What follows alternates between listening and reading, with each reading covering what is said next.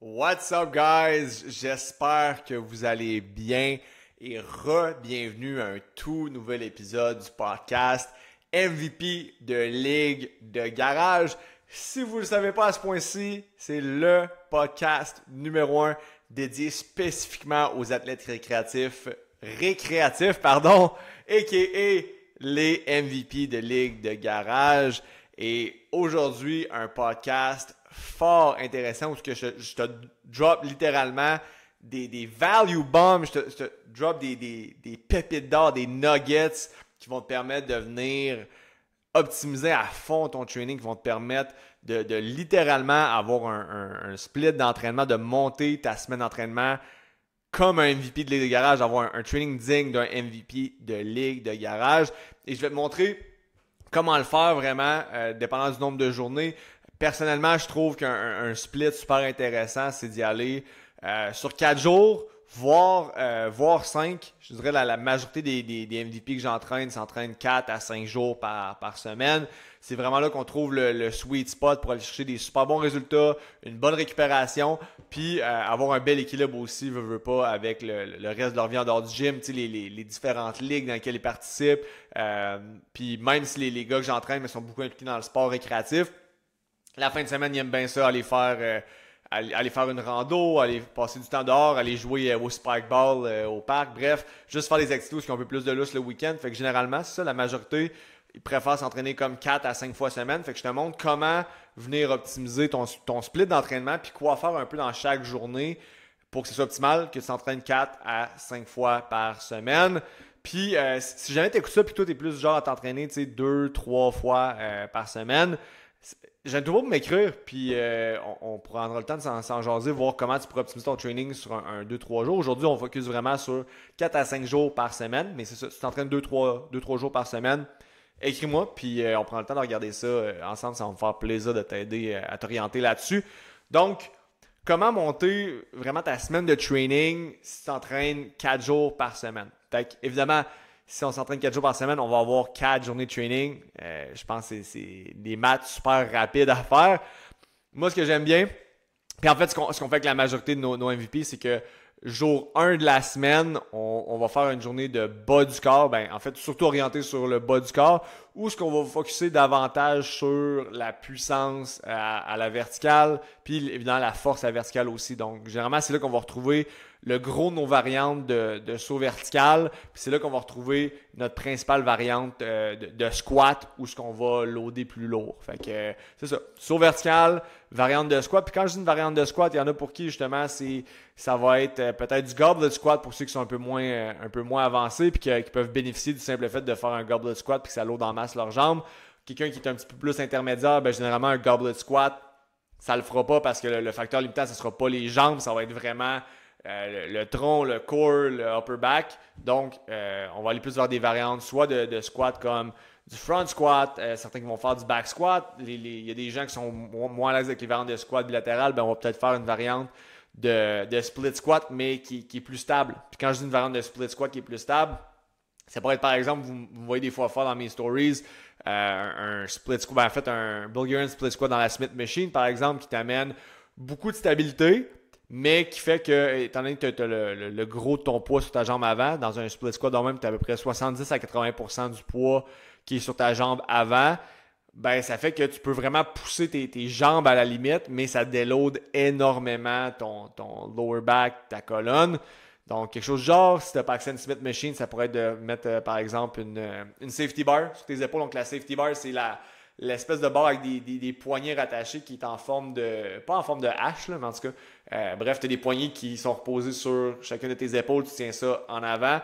Puis, ce qui est nice avec ça, c'est que tu n'as pas nécessairement besoin de tenir la barre. Puis, tu peux te prendre un support externe, justement, te tenir sur des pegs dans un rack ou tenir sur les pins dans un rack pour avoir un support externe pour ta stabilité, puis être capable de justement loader plus en étant plus stable, exploser plus dans le mouvement, en faisant une variante de split squat aussi, ça peut être des belles options. Fait que jour 1, focus vertical, autant au niveau des sauts, fait que variante de saut vertical, focus vertical au niveau des mouvements plus lourds, fait que variante de squat généralement. Quand on arrive le mardi, ben tu comprendras que là, on va avoir fait quand même une bonne journée de lower body, avec un gros focus vertical. Fait que le lendemain, c'est sûr qu'on ne pourra pas faire une tonne de travail de lower body parce que nos performances seront juste pas au rendez-vous. Ça va être un peu plus tough d'aller chercher des grosses performances. Généralement, on va avoir un petit dip de performance justement, au niveau des jambes. Mais on veut quand même les travailler un peu parce qu'on veut faire ce qu'on est capable de faire pour tout le temps chercher une amélioration. Puis, j'en parle souvent dans mes posts, mais d'aller faire de quoi d'athlétique à chacun de tes workouts. Fait que comment on va faire ça? Le jour 2, c'est une journée, tu sais, il y a plus un emphase, upper body, mais reste que c'est un full body. Donc, le jour 2, ce qu'on va faire, c'est qu'on va venir, pour tout ce qui est upper body, on va mettre un focus sur un mouvement de press qui est un petit peu plus à la verticale. Donc, que ce soit un mouvement plus overhead, que ce soit un overhead press avec dumbbell, avec barbell, un landmine press, etc. Puis justement avec un mouvement de tirage, de pull, ou de row, appelle ça comme tu veux, qui est plus à la verticale aussi. Donc principalement des variantes de chin-up. On travaille beaucoup avec le chin-up vu que c'est un super bel indicateur de force relative. Puis ta force relative va affecter énormément tes performances athlétiques. Donc, on focus beaucoup sur, c'est ça, force, dans le fond, de press, de pull à la verticale dans cette journée-là. Puis, ce qu'on va faire en début de workout, avant de tomber dans le travail un peu plus de upper body, ben, on va venir travailler quand même des mouvements explosifs, quand même des mouvements athlétiques.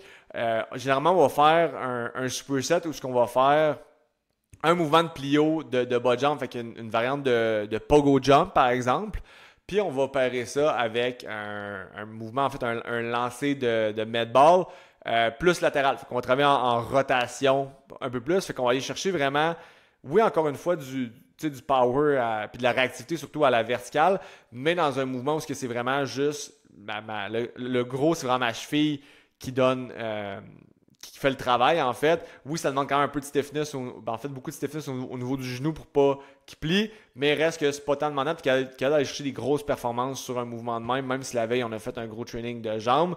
Puis c'est ça, on fait nos pogo jumps, on prend un break, 1 à 2 minutes, on embarque sur les lancers de med ball plus en rotation pour travailler le power en rotation, justement, aussi. Fait que même s'il n'y a pas un saut d'impliqué dans le med ball throw, mais reste qu'on travaille ce power-là en rotation qui est super important, évidemment, dans les sports comme le hockey, le baseball, le golf, parce que littéralement, tu swings un bâton, mais même dans des sports où tes changements de direction sont super importants, ben, ton power en rotation est crucial lui aussi. Fait qu'on va faire ça. Nos pogo jumps, 1 à 2 minutes de break, nos lancers de med balls, 1 à 2 minutes de break, puis on va répéter ça pour une couple de séries. Puis dans le fond, c'est après ça qu'on va embarquer plus dans le travail un peu plus upper body. Donc, c'est là qu'on va venir chercher justement, comme je disais tantôt, les mouvements de press, de pull un peu plus à la verticale. Fait que tout ce qui est overhead press, tout ce qui est un peu plus chin-up. Encore une fois, on fait un superset. On prend, généralement, là, je te dirais, justement, encore une fois, 1 à 2 minutes de break entre le press puis le chin-up. Puis généralement, avant de recommencer au press, 1 minute et demie, 2 minutes de break. Puis pourquoi on fait ça de même plutôt que de faire genre back-to-back puis un break, c'est en fait que ça me permet de sauver du temps. Donc par exemple, je fais mon overhead press, on va faire un chiffron avec 1 minute, là, avec 2 minutes, on va y aller avec 2 minutes. Je vais faire un chiffron avec le 2 minutes. Fait que je fais mon press, j'ai 2 minutes off. Après ça, j'embarque dans le chin-up. Donc, j'ai pas vraiment de fatigue d'accumuler d'un point de vue musculaire avant de faire mes chin-up parce que, mettons que c'est ma première série. Fait que je fais mes chin-up, mettons que ça va me prendre 30 secondes de faire ma série, on va faire un chiffron.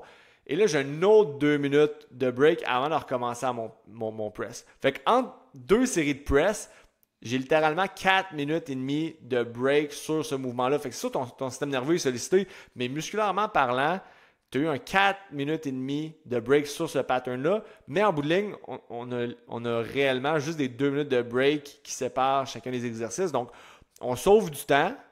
Ou, si on ne sauve pas nécessairement de temps, on a des bien meilleures performances. Fait que pour beaucoup de monde, tu sauves du temps, tu as des meilleures performances, fait que ça fait que tu progresses beaucoup mieux de cette façon-là. Une fois qu'on a fait ça en cette séance-là, après ça dépend vraiment d'une personne à une autre. Généralement, c'est là qu'on va faire du travail justement un petit peu plus pour finir certaines affaires, travailler des points faibles au niveau du haut du corps, que ça pourrait être justement de faire d'autres patterns de press, de pull, ou des trucs un peu plus ciblés, genre du travail au niveau de l'épaule, fait coiffe des rotateurs et autres. Quelqu'un justement qui, tu sais, tout ce qui est un peu plus upper body, ça y importe moins, puis moi c'est un peu mon cas, ben justement on va intégrer du travail de mollets dans ces journées-là. Fait que même si on a fait des jambes la veille, on peut faire des mollets le lendemain sans problème. Puis étant donné dans le fond que c'est pas super demandant sur le système nerveux, ben côté récupération c'est intéressant aussi. Fait que dans ce que tu vois là, c'est que ton jour 1 où ce que tu fais beaucoup de bas du corps est très très très demandant, oui musculairement mais au niveau du système nerveux. Le jour 2, ben oui, on sort prime, on refait des trucs explosifs, puis on fait du upper body, mais c'est bien moins demandant sur le système nerveux. On retravaille un petit peu plus des petits groupes musculaires aussi en même temps.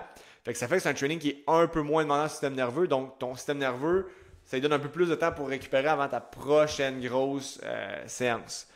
Après ça, dans un monde idéal, tu voudrais prendre une journée off ou une journée de récup active. Là, on va y aller avec une semaine que tu pars le lundi. Fait que lundi, tu fais ton lower. Le mardi, tu fais ton upper. Ben, upper. Le full body, mais avec un accent upper. Le mercredi, tu prendrais ça un peu plus relax. Tu ferais une journée de récup active. Tu irais marcher, peu importe. Peu importe ce qui t'arrange pour faire du active recovery. Puis ça t'amènerait au jour 3, dans le fond, le jeudi, où ce qu'on referait une journée de lower body. Fait que ça te laisse du temps entre les 2 journées de lower body, t'es fresh, t'arrives. Et là, le focus serait un petit peu plus à l'horizontale. Donc, on ferait justement tout ce qui est plus saut en longueur et compagnie, saut en longueur, bon, etc., qui est plus en projection vers l'avant. Puis, on mettrait un emphase un peu plus sur tout ce qui est hinge, fait que deadlift, Romanian deadlift, trap bar deadlift, si tu le fais pas trop en motion de squat, mettons, là. Fait que tout ce qui est un peu plus mouvement au des hanches, hip thrust aussi, par exemple. Le focus va être un peu plus là-dessus pour plus de force, plus de power à l'horizontale. Puis, le jour 4, ben dans le fond, c'est une formulation un petit peu similaire à ce qu'on voit le jour 2, mais à la grosse différence que là, justement, tout ce qu'on va faire un peu plus côté upper body, ben là, vu qu'on a travaillé un petit peu plus à la verticale le jour 2, le jour 4, on va travailler un petit peu plus à l'horizontale. Fait que c'est là qu'on va venir chercher peut-être plus un peu tout ce qui est les patterns de row, pour tout ce qui est justement le tirage, fait qu'un petit peu plus à l'horizontale.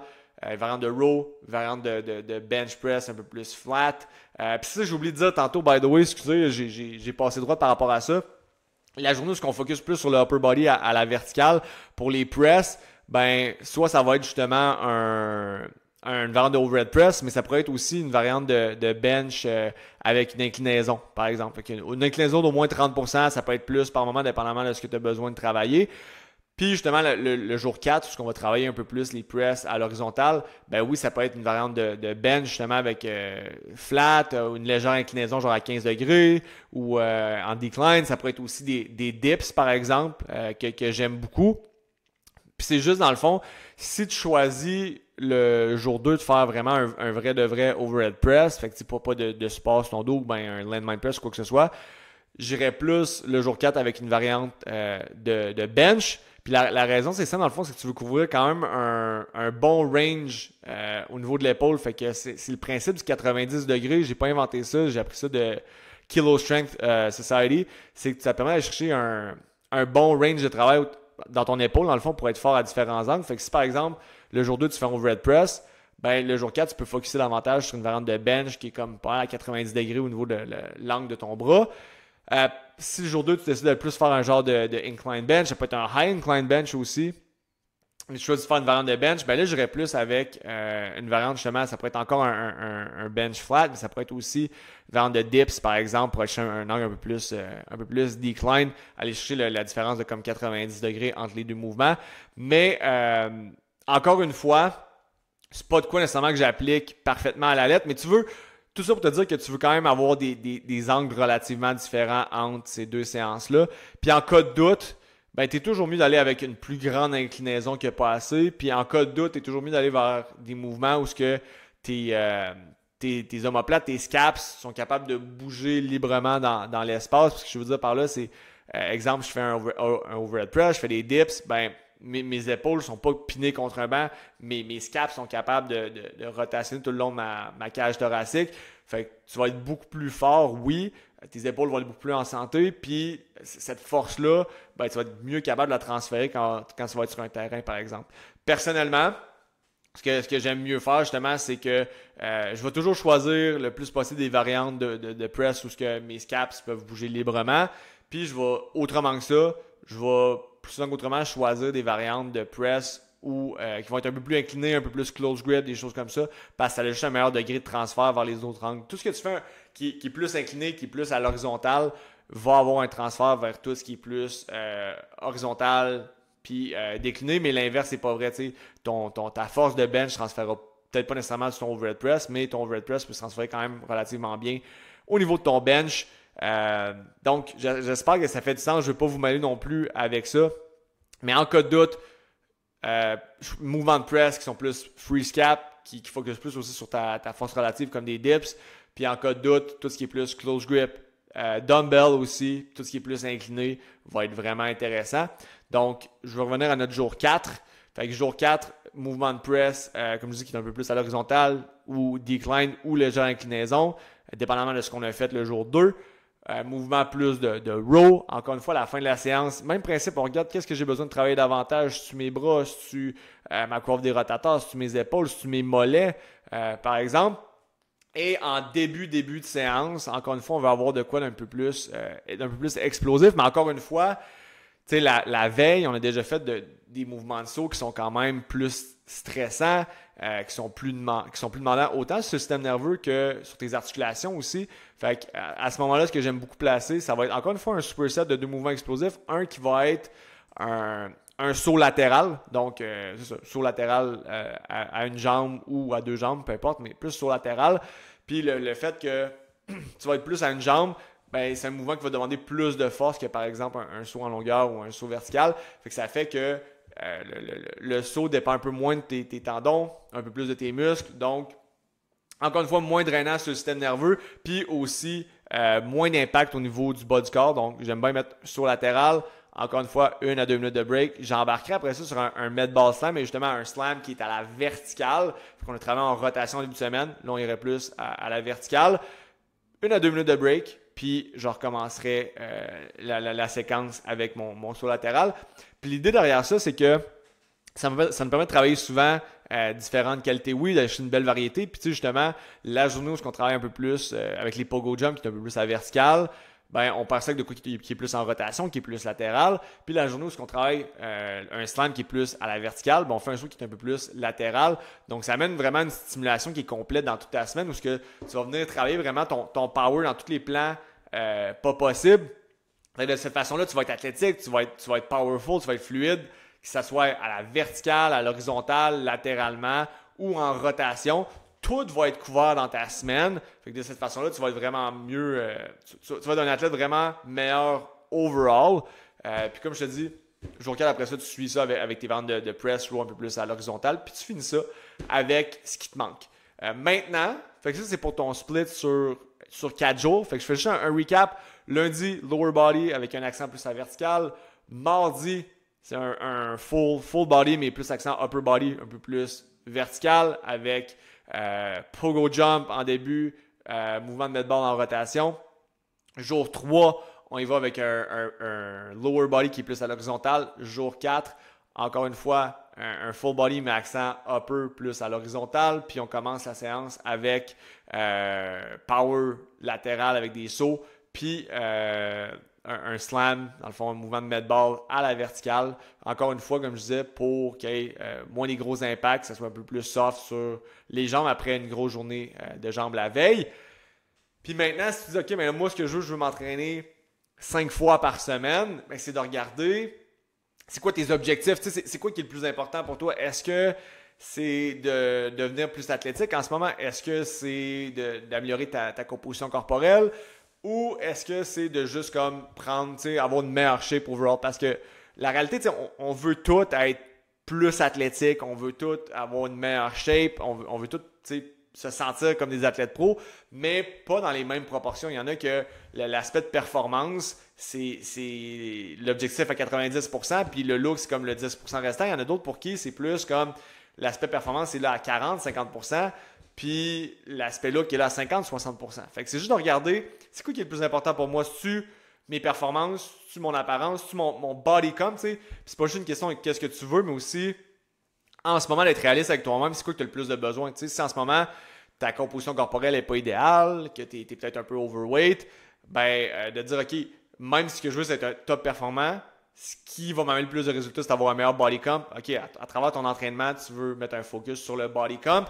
Donc, la 5e journée, ben, ça dépend de cet objectif-là. Fait que si par exemple, tu vas être plus athlétique, la 5e journée, puis je dis la 5e journée, mais personnellement, j'aime beaucoup la placer le mercredi, par exemple. Ou je dis le mercredi, mais dans cet ordre-là, faire dans le fond mon jour 1, mon jour 2.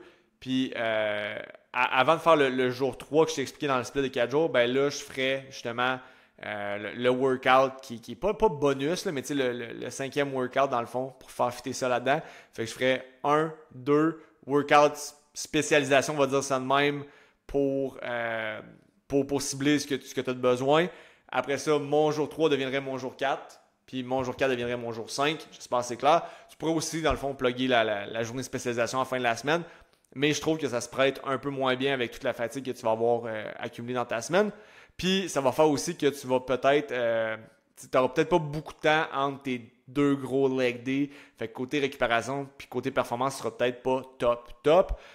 Donc, ceci étant dit, la journée de spécialisation, la 5e journée que tu vas te rajouter, on va y aller en fonction. Si ton but, c'est d'être vraiment plus athlétique, moi, il y a 2 choses en fait, il y a 3 choses que j'aime placer dépendamment de ce que tu en es par rapport à ça. Soit une journée qui est vraiment une journée plus track and field. Fait que tu vas faire plus des sprints, tu vas refaire des sauts, ça va être très, très, très dynamique. Fait que sprint, saut et compagnie, je pluggerai ça là. Tu pourrais faire une session de tempo runs. Donc, encore une fois, c'est une journée un peu plus track, mais qui n'est pas des sprints all out, qui est plus une journée où tu vas faire du conditioning, tu vas travailler ton form au niveau de la course. Puis l'autre option, si tu n'as pas nécessairement accès à de l'espace, ou justement l'hiver, c'est plus tough de faire de la course, de faire des sprints, ou juste de la misère avec ta récup overall, puis tu peux juste t'entraîner dans le gym. Je fais une journée d'active recovery, moi, ce que je focus plus sur l'isométrie. Fait que tu vas loader beaucoup au niveau de tes quads, ta chaîne poste, tes mollets, tout ça. Tu loads en masse le plus que tu peux, mais en faisant de l'isométrie. Fait que tu sais, c'est pas vraiment des mouvements, là, mais des exercices statiques de 30-45 secondes, ce que tu vas loader. Fait que tu vas pouvoir venir chercher une stimulation d'entraînement de plus, mais de l'isométrie, ça cause pas beaucoup de dommages musculaires. Peut-être les premières fois que tu vas en faire, ça va être un peu plus rough, mais après ça, ça cause pas de dommages musculaires vraiment, puis ça te prime pour le lendemain. Fait que ça serait vraiment mes 3 options préférées pour quelqu'un qui veut vraiment focus à être plus athlétique, mieux récupérer. Fait que pour la récupération, tempo run, ISO, super intéressant. Si tu as du gaz pour faire des sprints et compagnie, fais ça à la place. Maintenant, quelqu'un que ça soit que tu veux plus améliorer ta shape, tu veux améliorer ta composition corporelle, que ça soit pour tes performances ou juste pour le look, ben là, cette session-là, ça serait plus axé sur justement du conditioning. Fait que ça pourrait être, encore une fois, ça pourrait être des tempo runs. J'aime bien fonctionner sinon dans le gym avec des circuits style strongman, ce que tu vas faire des choses comme du sled drag, tu vas faire des transports de charge, tu vas faire des mètres basse avec des reps un peu plus hauts, des choses comme ça. Tu vas peut-être même faire des intervalles au courant de la séance. Fait qu'une séance en plus conditioning, encore une fois, qui ne cause pas beaucoup de dommages musculaires, mais qui va t'amener une bonne dépense, un bon effet au niveau métabolique. Tu pourrais aussi faire